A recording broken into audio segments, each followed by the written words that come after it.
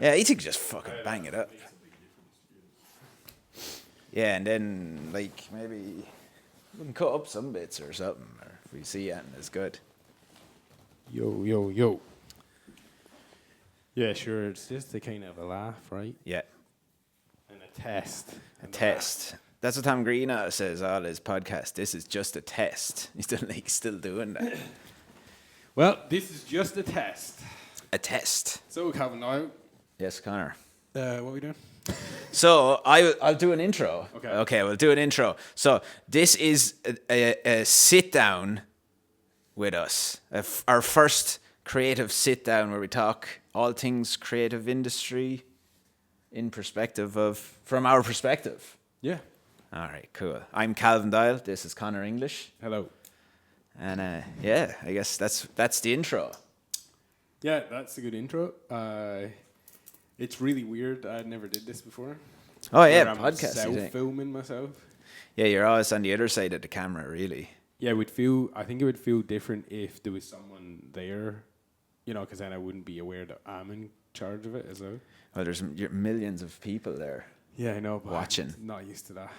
Anyway, here we are in our studio, and we're gonna have a little chat about stuff, and we'll see how it goes. Like Tom Green says, this is a test. A good test to see how it goes. Yeah.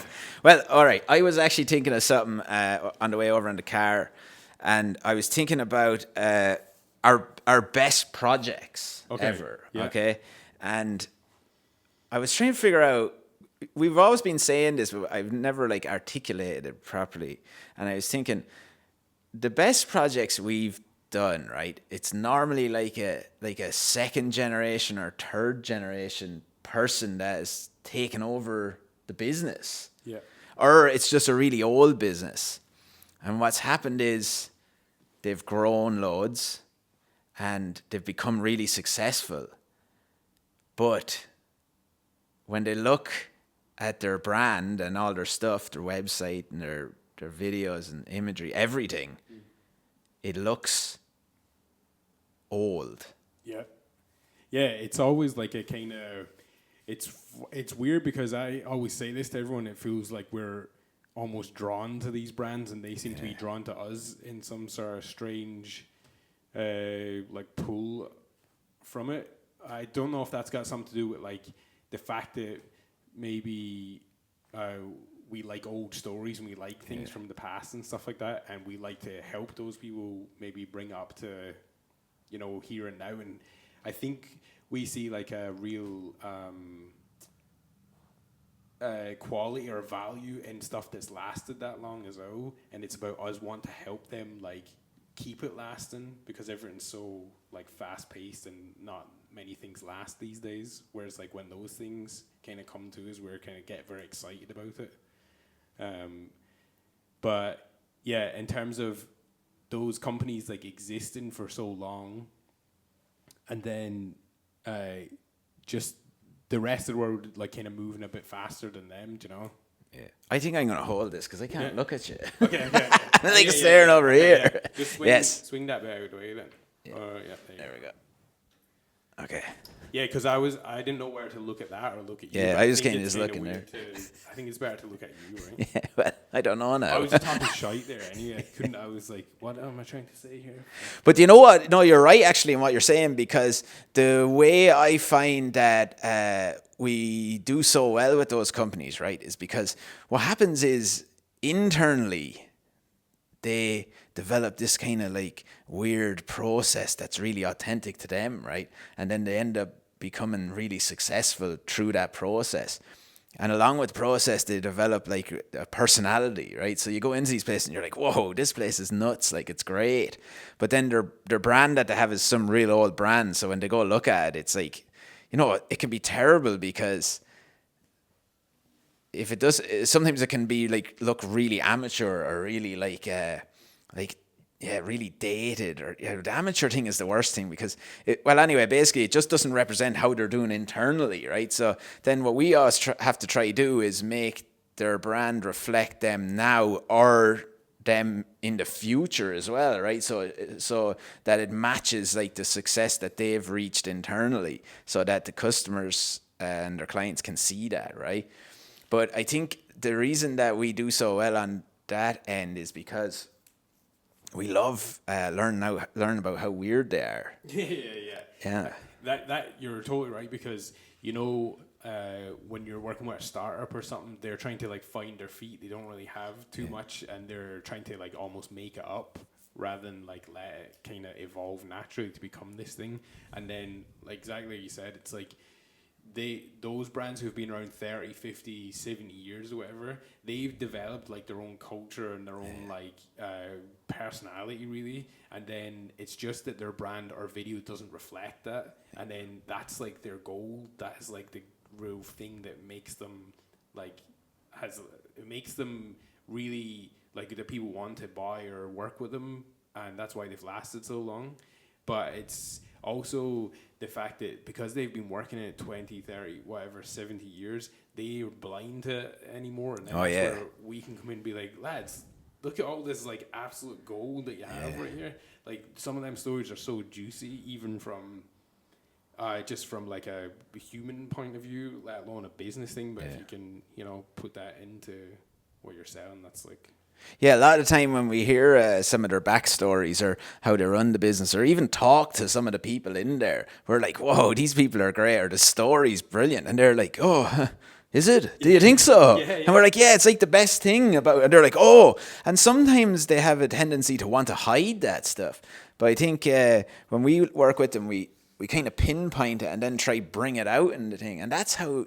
you make like the big thing about like people talking about branding and their image online and stuff is standing out. But if you just show like what you are actually like the good, all the weird good stuff that you do and the personality, and I don't mean weird as in like real kooky brand, but all the things that make you successful, because and unique, show them. Because like you said with startups, like you can tell a lot of the time with startups, like because sometimes startup brands look the coolest. Yeah. But it's easy to make them look cool because there is no substance really there yet, because they haven't lived the business life, so they didn't develop a personality as such yet. It's kind of more an idea, but the older brands have personality, so it's juicier. Yeah, juicier. And then I think what you can do is help them compete with those new kind of fancy flash looking brands that are brand new but don't really have too much. So you can actually bring the older businesses up to that level and then surpass them, because they've got the look now, and they've also got like this depth that the look kind of reflects even more. It just got a lot more, like I said, juicy stories in it, and more like genuine or something. Yeah, and like that's the thing that I always think is very important, because a lot of the time they don't need to be like, it doesn't need to be like a rebrand or anything. They kind of do it like a sharpening up of the brand, right? Or like a sharpening of everything. Yeah, because I think people get scared about that when you go in to maybe like talk to them about something like that, and they're like, oh no, we've had this for like ever, and this like feels like a core part of us. Like, why would we get rid of it? But I don't think we've ever got rid of anything that no one wanted to. Do you know what I mean? And you can keep... I always like the idea of like keeping parts of that rather than it feeling like it just started again. Because then you have this little... even if it's just a shape or a letter or a piece of video or a photograph or something that all continues on, that just, it's like keeping a part of it, I think we always try to... a lot of the like designers and stuff or agencies go in and just be like, get rid of all of this stuff now. But we always try to keep... I actually like if they keep the brand and we just modernize unless it's causing a problem. Yeah, like if it's totally not what it should be, then okay, and they have a real problem with it, they need to get rid of it. But I think it's always a good idea to kind of not morph it into something, but just like shape it into something that's a little bit more pointed, like I said, rather than totally remove it. Because I think when people go in to change something like that and they go out and say, oh, we're getting rid of all of this, that's just like their ego talking. Yeah. They're not actually reacting to anything that's there. They're just going in with like an idea that they had, that they could probably be like, this will look class on my portfolio. Like, I don't give a fuck about what the business wants or what's good for them, but it's going to look real good for my portfolio. So this is my idea that I've came with before I've even talked to you, or I've had this idea for ages and I was just looking for someone to apply it to. Whereas like I said, I think when we go, it's like a purely reactive process in terms of like pulling that thing out of people. Like, it's great to arrive and not know anything, and then them to tell you things and you to just be really present and really like just paying attention. That's the thing that I think about most things, and it even goes to like filmmaking and everything. It's not really about like what you know or anything, or what you come to it with. I think it's just more so about like listening to people, and then and paying attention to things that they might say or show you, that you're like, oh, we can actually use that stuff to help you. Yeah, you're right, because a lot of time, and that does happen, they come in, maybe an agency or something might come in with like preconceived ideas of being like, this is how we should change these to look like that. But like, that doesn't, like, I couldn't give it really, I don't care about that. I like, when we go in and do like those strategy sessions, a lot of the time we don't really talk, we just listen, right? Yeah. And it's about picking out the good points. Or what is it? Like, when we're listening, they know what makes them good as well. So we listen to that, and they have like a really good idea of all of that stuff. But I guess one thing that we like to do then is listen for the unseen things, right? That you can use, that they are not aware of, that makes them great as well. Because like you said before, like, it's hard to see everything when you're working in the thing. But that's sometimes then we realize we don't need to do anything with the branding or anything. It's just maybe telling their story through video or imagery. And because that's like another thing, that because like kind of brand new brands or like startups or whatever, they're a lot more kind of they kind of can hit the ground running with that stuff, because they're very tech savvy and stuff like that, so they can get video and do all these kind of flashy stuff. Doesn't really have too much depth to it, whereas like an older brand, these people could be working in their business for like 30 years, like, and video is like a new kind of scary thing that they're like, how do we do this? And they might try and do it because they see everyone else doing it, and then they're like, oh, this is shite, because they be looking at it themselves and being like, this is just not good. But I think that's like where we can help them, because we're genuinely going in there to help them tell their story, or talk about whatever the thing is that they're doing. And I don't know what I was going to say. Yeah, but that's so true as well, because a lot of the time, say, especially big companies, they're,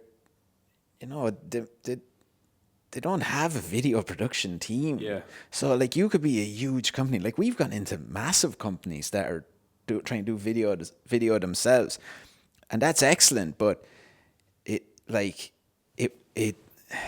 it doesn't represent the brand properly, right? Because if you're making a video and like it's really amateur looking, the sound is bad, and then you're talking about something that no one even wants to hear, and then it's probably after taking you about 2 days to do the whole thing, and like it's not doing anything to push the brand forward, or to push the brand to where you want to get. Because a lot of times these brands already have goals, like they're doing this for something, right? There's a goal, or there's a problem that they're having, that they need to address certain things or communicate certain things that they're having trouble communicating. But if you do it in a certain way that doesn't look to where your brand is, no one can see inside your business. They only can see what you put out there, and then they'll just think it is what they see. And if it's a kind of rinky-dink sort of video, then they're like, the boys are little small business there. But you're right, and you do like that that word rinky. I've been using that a lot lately. But you're right though, because then they become like they're trying to work as like video production guys rather than like, and then they're trying to tell their own story, and that's kind of weird. Like, that doesn't help them.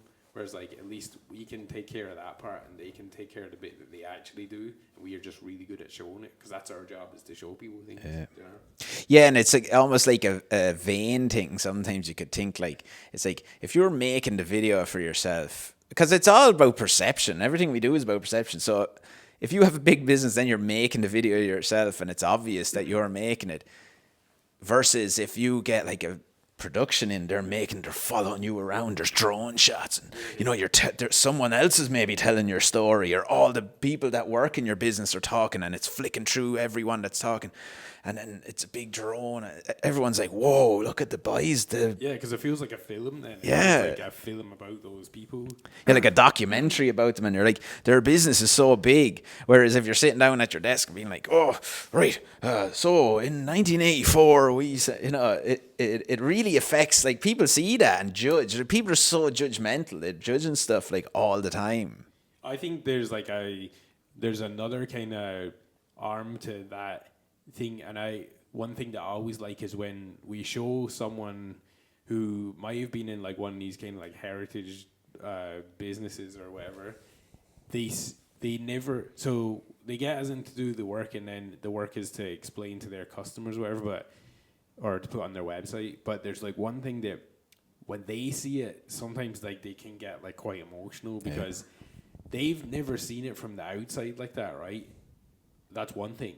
But they work in it every day. They probably think about it all the time. We know, like, as business owners that you don't really ever stop. And you never feel like you get that much thanks, really, you know. But then when they see, like, what we make, usually they're like, fuck, no one's ever, this is, like, doing, like, this does it justice. It almost, like, gives them, like, to be like, this, what I'm doing every day is actually worth it because I'm getting to see it from the outside and seeing the impact that I'm having, or listening to their staff. Like, you know, when we do interviews with staff and then they say certain things that they'd never say to their boss because that's not the relationship, but we're interviewing them on their own without their boss there or whatever. And then they're saying stuff that they're like, Jesus, I think it impacts them, you know, the business owner or the boss or whatever. It impacts them on this like super deep level that they've never seen it from, and I think that's class. Yeah, no, you're totally right. There's been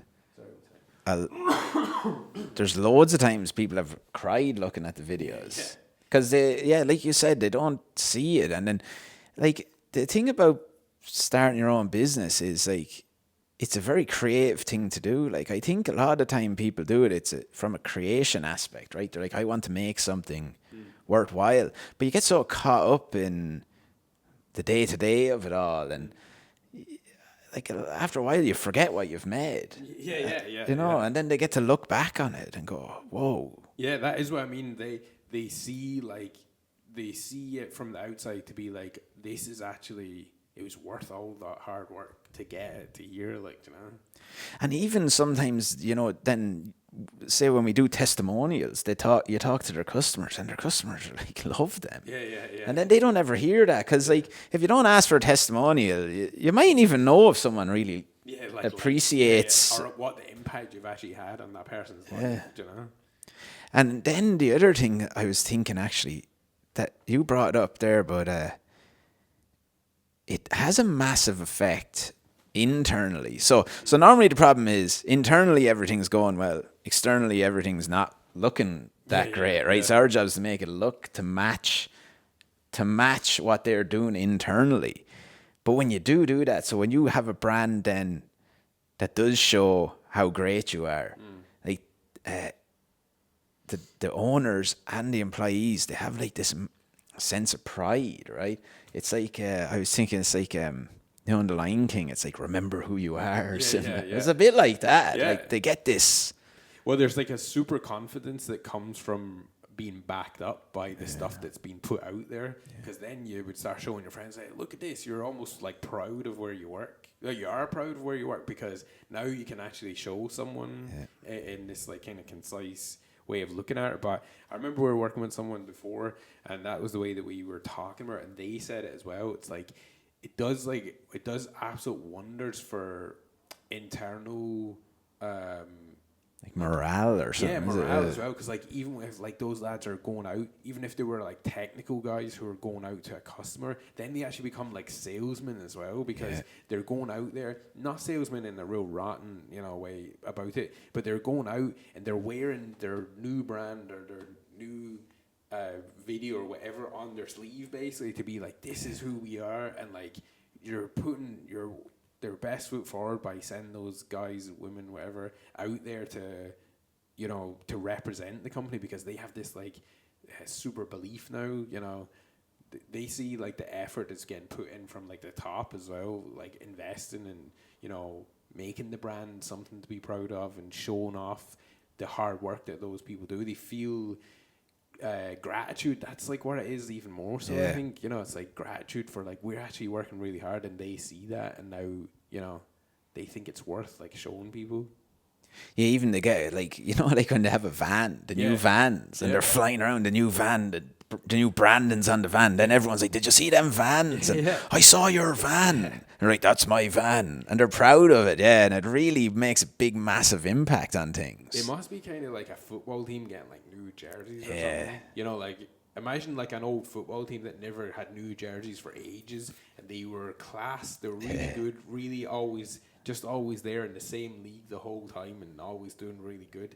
And then like after a while, they said, "Right, lads, we're getting new football jerseys, and we're getting matching tracksuits." Yeah, tracksuits. It is like that. The whole lot, and then everyone's like, "Yeah, we are a real team," you know. And I remember, like when you're younger, and if someone sponsors the team, they give you that. You're in school, you're wearing, and you're like, everyone needs to know I'm on the team, and that's the same thing. Yeah. One of my uncles is like, if he sees anyone with a cool work top, he's like, "Get me one of them." He wants one. Because he thinks they're cool. Yeah, that's like part of the tribe thing that we always used to talk about anyway, about like, you know, starting your tribe. But that tribe can be the people that actually work for you. Maybe they're not even that bought into being in your tribe without all that stuff, without showing it with video and websites and brand and stuff, but they can really, you know, they can do many things. I think that's like the thing. Video doesn't just need to be about like consumer facing, like what you're trying to get clients in.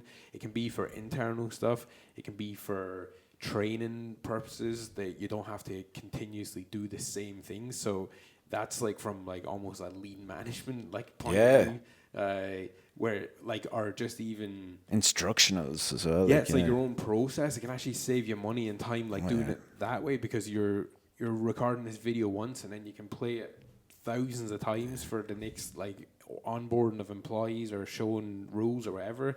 But then there was one more, and I can't remember what I was going to say. Even the video, even you know, websites. Like we always work with places, and they're making a website, and like it's so complicated what they're saying. But you make a video for the web, for the page, like if it's an app or if it's a software or it's a product or whatever.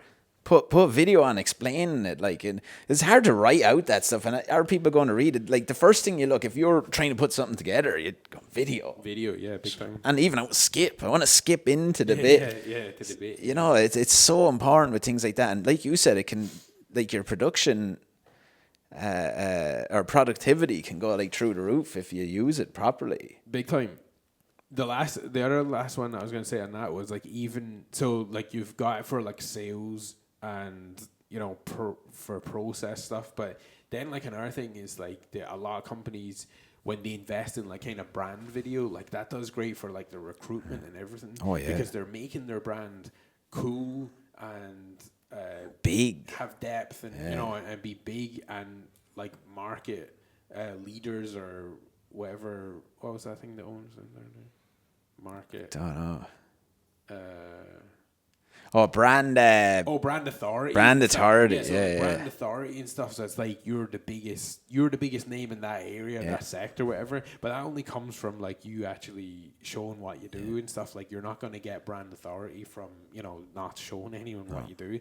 But what I'm saying is that does really good for like recruitment, because usually these businesses are like I said, they're doing all right. They usually are actually doing too good that they need to get more people to help them, because that's normally the big problem. Yeah, and then they're marketing really to like attract talent as well. They want people to be like, oh, I would love to work for that company. That's what people want them to say about them, and a great way to do that is through video, because you're showing, you know, what it is like in that company and the projects you're working on, blah blah, all the rest. But but that's what the power of all of the branding and like creating your whole brand to look a certain way. Like we always say to people, like, you can make any brand look massive, Like, why not? Let's make you look huge. Like, oh, we're only small, but like we can make you get to that international standard. Yeah. You do your strategy right. The first thing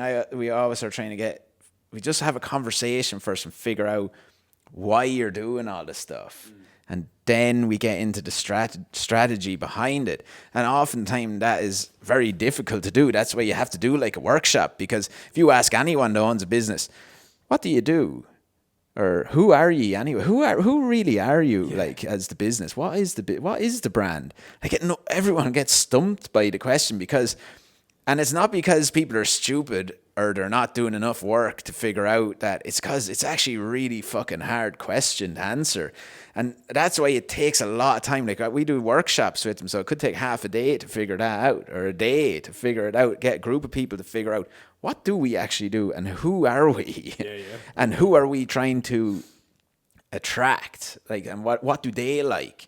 And how do we make ourselves look like what they would like, while maintaining who we are? And what you see, like, once you do that, then, like, the sky's the limit, because if you're trying to attract talent, but maybe your business isn't as big as the big global leaders, but let's make it look. It's as powerful as that. Just because, rival that stuff. And like, we've done that with a good few places, like, make them look, and not in a way where it's like, oh, they're actually small. I was going to say that. It's like, it's not about like pretending that they're big. It's almost the David Goliath thing more so. Yes. It's like, you can actually rival and compete with these guys because you have a different set of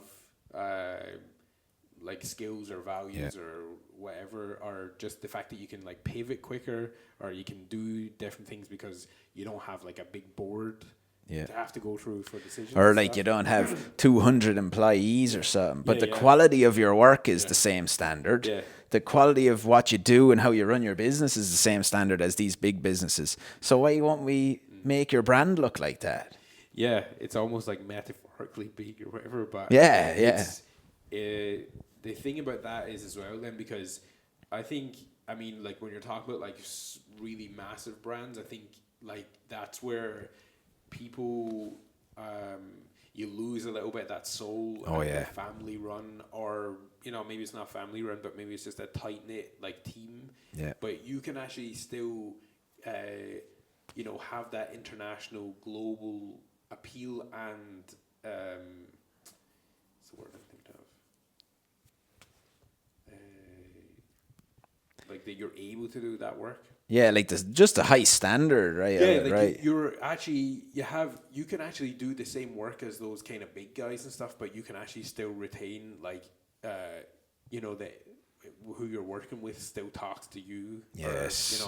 And still doesn't get just like shoved off to some other lad in the company, and then you're not dealing with that right person. You can still have like a personal, like a personal relationship with someone. You can still keep that, like a lot of the time the big companies are faceless, right? They lose. It's just a big logo. Whereas the smaller companies, maybe, that are, like you said, punching above their weight, you can use your personality as a benefit there. Use your, the other thing that they can do, and we found this working with them, is they can make quick decisions. So they can change things. They can do things without having to get like all the approval from some like sort of board. So that's like where they could really destroy like a franchise or a bigger company. Or not even destroy, but you know what I mean. Like, they can pip them though Like, we've done it with places that have pipped the bigger franchises locally because of that. Yeah, exactly. And then which is really fun, right? Yeah. Because we've worked with big companies before, and it never feels the same, right? It's funny because it's funny when you talk about like bigger because I don't even. It's like it's kind of. It doesn't really. Yeah, it's not big, right? It's not big either, because it's kind of like underdogs, but not really. It's, I don't know, it just feels like something like more genuine, or like almost like family or something. I know, I just think, like, obviously I won't use like name dropping this, but like, even if you think about like the Hudson Bay, it's not like it's not owned. I know it's owned by the family, but still a family that own it. Yeah. You can still feel it. You can feel it, yeah. Whereas like, if you were No, you can completely feel it, like, and they all have their say in it, and they all still are keeping their values in it, and Like you wouldn't get away with doing the same work with like the Hard Rock Cafe. no, because they wouldn't care. Yeah. They don't.